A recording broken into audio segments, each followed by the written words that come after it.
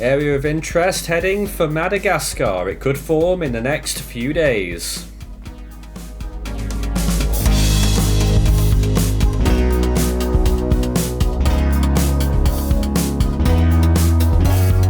And now the latest around the wide world of tropics. Tropical weather bulletin for January the 7th. Well, it's my first tropical weather bulletin of the new year, actually. It's been a week since our last one because I've not been well and unfortunately still not. But the good news is we haven't missed anything in the tropics and zero systems have formed so far around the world in 2025. However, there is an area of interest that we are currently watching for potential development, which we're giving a 60% chance at, which we'll take a look at in a moment. In the Atlantic, there's not too much going on at the moment. 145 days until hurricane season. Obviously a big cold pattern across the US right now, and elsewhere not too much else across the Atlantic. In the Eastern Pacific, it's 129 days until hurricane season, and apart from the usual lower level kind of weather there and thunderstorms blowing up across the intertropical convergence zone, it is a quiet picture. No areas of interest. In the Western Pacific, again, there's a few thunderstorms blowing up either side of the Philippines today, tropical disturbances, but in general, it is, again, a reasonably quiet picture, usual monsoonal activity down in those lower latitudes. Well, in the North Indian Ocean, it's a rather quiet picture at the moment. We'll take a look soon to see if there's still any sign of that cyclone that we were watching in previous updates, as to whether that could form in the coming week or two. But at the minute, no real signs, at least in the short term. And in the Southwest Indian Ocean, we have a couple of areas of interest. In fact, two that we've marked, both at moderate chance now. 60% chance for that western system, which is actually the 60% that we were tracking in the last update that was near Australia. It's now heading towards Madagascar. It's been holding on for a long time, still going there, and 40% chance out east near Christmas Island as well. And in the South Pacific, we have one area of interest over there too, which could be heading down towards towards Tonga, actually developing at this point. Indeed, we've actually got two, not one, but two low chances of development right now, which will be sinking down towards the southeast. So here's our latest satellite imagery, looking a close-up first off the US East Coast and across the northern Caribbean islands as well. You can see quite a lot of showers off the US East Coast moving off eastwards, and looking also towards the South Pacific. Around Vanuatu, a fair bit of cloud as well, and a few rumblings there further east near Tonga, trying to become a tropical cyclone perhaps. Now here's this other area of interest. That's the 60% we've marked. That little area that's looking quite decent actually near the middle of the picture towards the bottom right. And this is, I think, is it the same system? I'm struggling to get my bearings on this one right now. This is from the Force 13 floaters. And I'm not really sure what's happening with that imagery. It seems to be swirling around towards the bottom right of the frame. Certainly being sheared, that much is true. And I'm pretty sure that was what we were looking at. And this is the South Pacific system near the northern islands of Tonga. It's going to be slow to get its circulation. It's a very broad system, but its center is now, its low pressure center is now starting to show up here, even though it doesn't have actual circulation yet. We'll be producing significant rainfall off towards its east.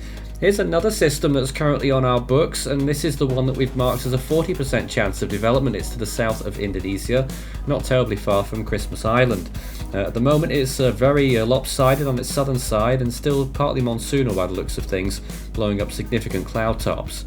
And looking at a wide shot of the Eastern Pacific region as well, a big blanket of cloud there off towards the west, throwing lots of moisture towards Mexico, ultimately not very much of it getting there, and a fair bit over the Mexican mountains as well, some small areas of showers. Western Pacific getting some visible imagery this morning, and you can see the tail end of a front there being dragged along north of Palau and Yap, producing some locally heavy rainfall. Also for Guam as well, a few thunderstorms in the area, but nothing too exciting at this moment in time. North Indian Ocean is relatively quiet, only a few small-scale thunderstorms blowing up on what appears to be a skeleton of a low-pressure area. Nonetheless, there is still a little bit going on with that system, but certainly very little going on land. and especially for India there, a very quiet day today. Southwest Indian Ocean as a whole is looking relatively calm too, although look down towards South Africa and a massive string of cloud there, big long front moving across the southern Indian Ocean. But in the tropical zones, things are looking quiet apart from that area of interest that we've got 60% chance. Of course, after Cheeto, people will be pretty skittish about that one. Of course, it could do anything, and it already has a bit of a look about it. Of course, that system near Christmas Island not looking very good, and now the South Pacific, which as always is a big mess.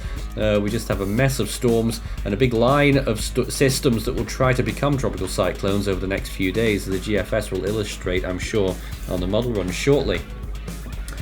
Well, sea surface temperatures are pushing up to 28 degrees still in a few spots of the Caribbean and out further east near Barbados. Off the US East Coast, though, they're much cooler now. The Western Pacific still has one or two hot spots, as I did the Charlie's mistake there, hot pockets around Yap and Palau. 30 degrees plus in a few areas there. And off the west coast of Madagascar, also a warm pool of water up and above 30 degrees Celsius there, and again a secondary area southeast of Diego Garcia, also pushing up some higher temperatures. Australia still has the prime real estate that's yet to be tapped into. Off the coast of Western Australia, those temperatures are pushing 32 degrees in a big abundance, and also extending into the Gulf of Carpentaria quite handily. Well, off the west coast of Australia, those temperatures compared to average are very warm, 4 or 5 degrees compared to normal. In the Western Pacific as well, it's looking pretty good. Atlantic staying above average in most areas, and you can clearly see the Central Pacific equatorial region still showing a significant below average pattern. But further east in the Nino 3.4 region, it is starting to actually tick towards the warmer side, so it could be a change there, a sea change possible in the next few weeks. Keep watching that. Well, oceanic heat content still showing some decent returns there around the Mariana Islands and westwards into the Philippine Sea. So still quite a lot of remnant energy after the last season, of course, which didn't quite reach expectations. South Pacific still looking at some very high amounts there as well, and that's going to continue to build for the next month or so, continuing down into the South Pacific, trickling down towards Vanuatu and New Caledonia, Coral Sea as well, especially further east, plenty of energy. Short-range computer models, GFS, showing what's possible with this system in the Southwest Indian Ocean, moving very quickly at first, being dragged along there, and then it will start to slow down as it approaches Madagascar. In fact, it doesn't really, it still tries to become a tropical cyclone as it does so. Another system forming behind that towards the end of that 5-day period. The original system moving through northern Madagascar as a borderline tropical cyclone, but still relatively weak, possibly borderline tropical storm, and then tries to consolidate that circulation on the other side of Madagascar to the west. Here's this other system, that one that we've marked near Christmas Island. There it is, starting to develop into a tropical cyclone. Succeeds on that GFS run briefly. Not sure the Australians will mark that one. And we've actually got a satellite picture blocking the South Pacific here, but I can tell you that there's a few areas that GFS tries to develop all in a line. You can see them moving off towards the southeast there through that satellite imagery, and that last one there at the end of that 5-day period is particularly strong, category 1 or 2 hurricane equivalent. Looking at the rainfall pattern, you can see that regardless of development, there's going to be a very wet picture over the next few days across these South Pacific island regions. Most of the islands won't get the worst impacts, but I'd be particularly concerned for Samoa, which looks like it's going to get very high amounts of rainfall. American Samoa up to 16 inches there, Samoa itself up to 12 inches, so at least 300 millimeters for those areas, possibly pushing close to 500, and in some of those areas out at sea in between Samoa and Fiji, look at that, up and above 30 inches of rainfall. Well, looking at the longer range, we actually have a mature cyclone developing there and starts to move towards southwest at first, then west, then southwest again, and another system there off the coast of Madagascar. That is the first one that we're currently watching, developing at last off the west coast of Madagascar, and developing and strengthening a little bit as it moves over the Mozambique Channel westwards towards Mozambique.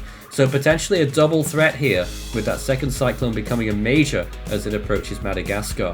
There's that other system moving towards the southeast. It looks like it develops quite late on into a significant cyclone and shouldn't be affecting very many land areas. And then what's left of it continues off towards the southeast. Watch again from the beginning there. It's not over any land areas at the start of that period. This is day 5 through 10. It does develop before that 5-day period. If that happens though, this is the GFS we're talking about, and it's throwing up all kinds of systems at the minute. Scan the barcode and that will take you through to the Forster Team merch store, where you can take a look at all our items as well as our full season and individual animations on request. At this point, I'd like to tell you about the Forster Team Western Tour. Yes, we're traveling again, and this time we're heading towards the United States and the Eastern Caribbean islands throughout the end of January and early February. We hope to see you there. In the Scilly range then, day 10 to 16, you can see both of these systems. The second one in the middle, a strong one, stalling along the coast of Madagascar. Now this third system, another strong cyclone and potential threat to Mauritius. Very late on in this model run, we're entering the 20s in terms of the day of the month. You can see all three systems there affecting land, so this year possibly starting as last year went, where pretty much every system that forms is affecting land. Well, there goes another one. Potential impacts for Mauritius. And here's another one, which really fits into that description of that last system. It was Cyclone Florine on January the 7th, 1981.